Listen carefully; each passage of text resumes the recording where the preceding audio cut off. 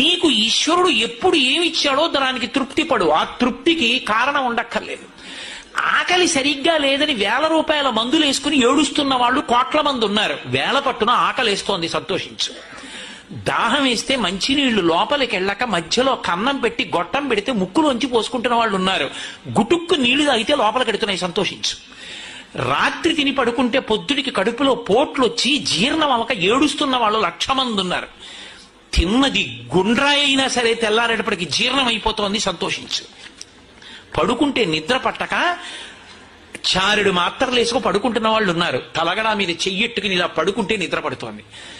పుస్తకం ఉంటే తప్ప మాట్లాడలేని వాళ్ళు ఉన్నారు. వేదిక ఎక్కి కూర్చుని మాట్లాడడం మొదలు పెడితే గంగా ప్రవాహంలో వస్తోంది, సంతోషించు ఈశ్వరుడి కారుణ్యానికి. కొంతమంది కూర్చోలేని వాళ్ళు ఉన్నారు, కూర్చుంటున్నావు. నడవలేని వాళ్ళు ఉన్నారు, నడుస్తున్నావు. చూడలేని వాళ్ళు ఉన్నారు, చూస్తున్నావు. వినలేని వాళ్ళు ఉన్నారు, వింటున్నావు. ఈశ్వరుడు నీకు ఇచ్చిన దానికి ప్రతి క్షణం తృప్తితో ఓలలాడిపోవాలి. ఎన్ని మాటలు కృతజ్ఞత చెప్తావు.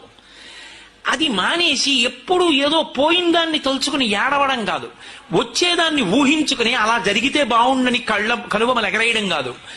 ఇప్పుడు ఇక్కడ నీకు ఈశ్వరుడు వర్తమానంలో ఏమిచ్చాడో దానితో తృప్తిగా ఉండడం అలవాటైతే వాణ్ణి మించిన భాగ్యవంతుడు లేడు. అదే ధర్మం.